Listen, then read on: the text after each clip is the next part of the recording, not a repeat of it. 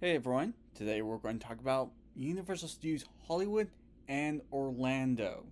Before we take, sorry, uh, before we begin, we ask you to hit the like button for the YouTube algorithm. This will help the video to reach out more viewers like you.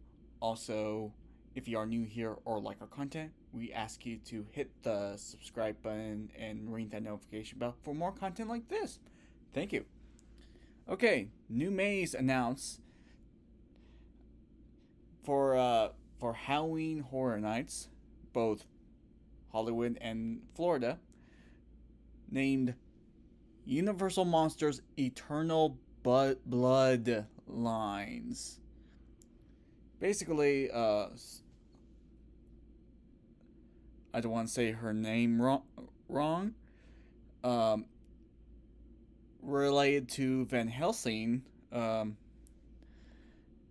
Bride of Frankenstein are they are face off against Dracula's daughter, okay, and her monstrous allies. So it's Val Helsing's relative. We don't know who